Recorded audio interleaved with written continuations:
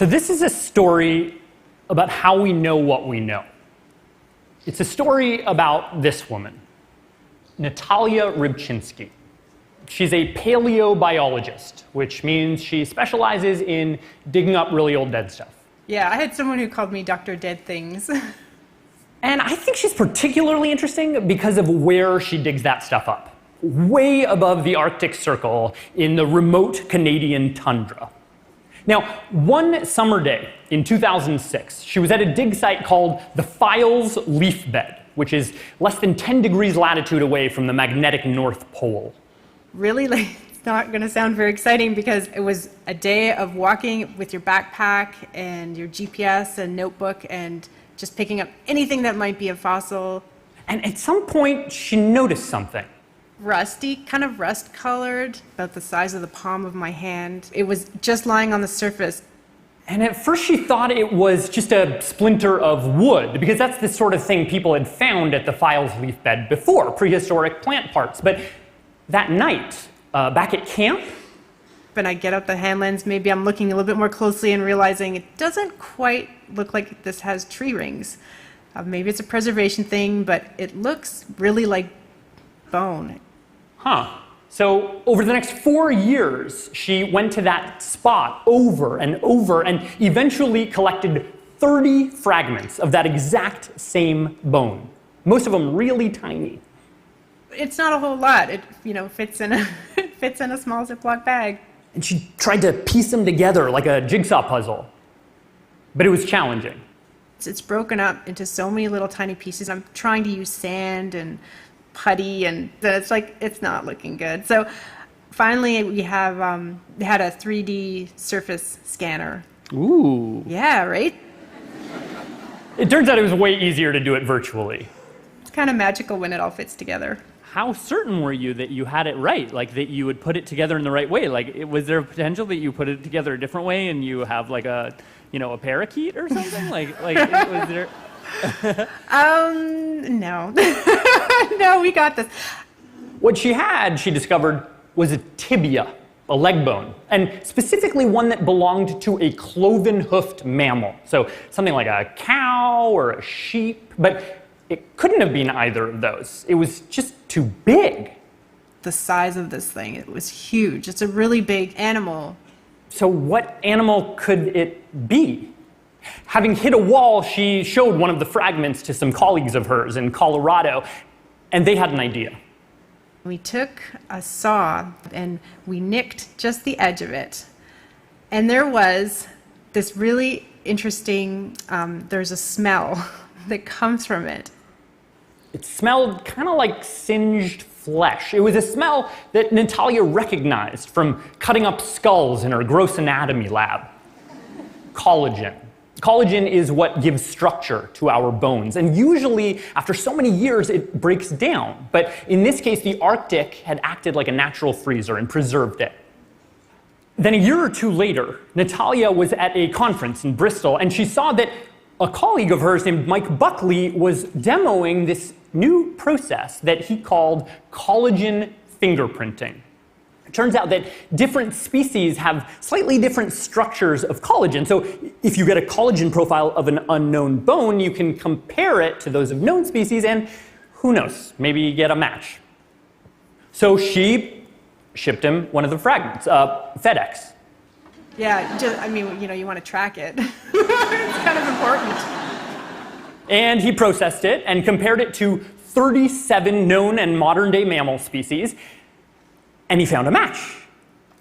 It turns out that the 3.5 million year old bone that Natalia had dug out of the high Arctic belonged to a camel. And I'm thinking, what? That's amazing, right? If it's true. So they tested a bunch of the fragments, and they got the same result for each one. But however, based on the size of the bone that they found was such that it meant that this camel was 30% larger than modern-day camels. So this camel would have been about 9 feet tall, weighed around a ton.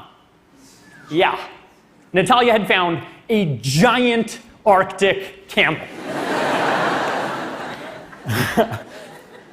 Now, when you hear the word camel, what may come to mind is one of these, the Bactrian camel of East and Central Asia. But chances are the postcard image you have in your brain is of one of these, the dromedary, quintessential desert creature. Hangs out in sandy, hot places like the Middle East and the Sahara, has a big old hump on its back for storing water for those long desert treks, has big broad feet to help it tromp over sand dunes. So how on earth would one of these guys end up in the high Arctic? Well, scientists have known for a long time, turns out, even before Natalia's discovery, that camels are actually originally American.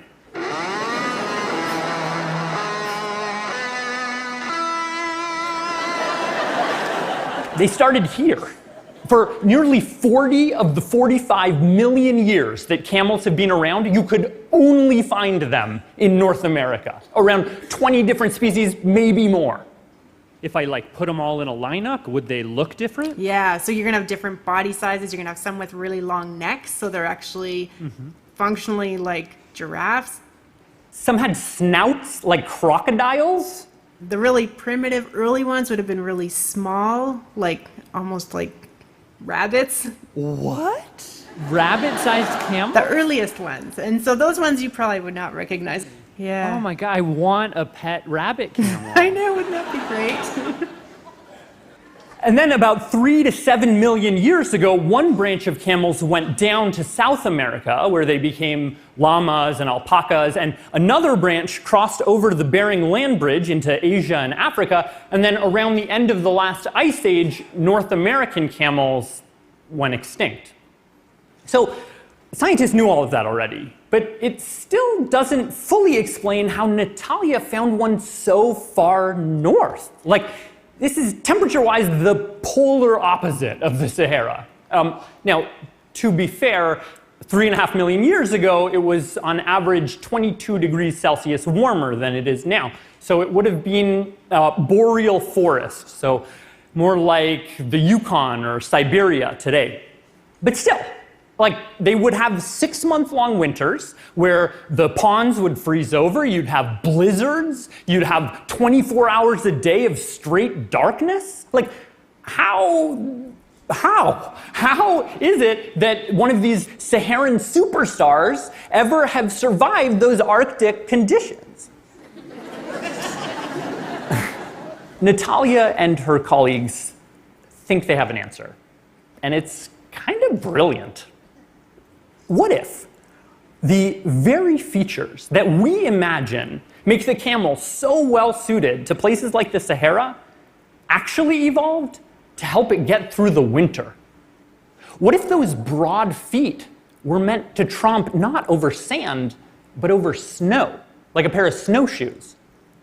What if that hump, which, huge news to me, does not contain water, it contains fat, was there to help the camel get through that 6-month-long winter when food was scarce? And then only later, long after it crossed over the land bridge, did it retrofit those winter features for a hot desert environment?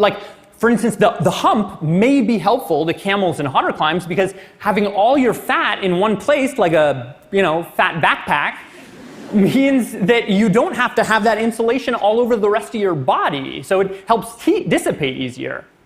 It's this crazy idea that what seems like proof of the camel's quintessential desert nature could actually be proof of its high Arctic past. Now, I'm not the first person to tell this story. Others have told it as a way to marvel at evolutionary biology or as a keyhole into the future of climate change. But I love it for a totally different reason. For me, it's a story about us, about how we see the world, and about how that changes. So I was trained as a historian, and I've learned that actually a lot of scientists are historians too. They make sense of the past. They tell the history of our universe, of our planet, of life on this planet. And as a historian, you start with an idea in your mind of how the story goes. we make up stories and we stick with it. And like the camel in the desert, right? I mean, that's a great story. It's totally adapted for that. Clearly, it always lived there, you know. But at any moment, you could uncover some tiny bit of evidence. You could learn some tiny thing that forces you to reframe everything you thought you knew. Like in this case, this one scientist finds this one shard of what she thought was wood, and because of that, science has a totally new and totally counterintuitive theory about why this absurd Dr. Seuss-looking creature looks the way it does. And for me, it completely upended the way I think of the camel. It went from being this ridiculously niche creature suited only to this one specific environment to being like this world traveler that just happens to be in the Sahara and could end up virtually anywhere.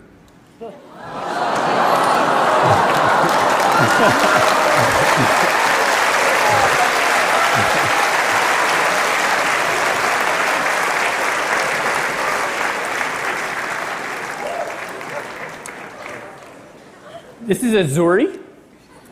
Azuri, hi, how you doing? Okay, here, I got one of these for you here. Yeah.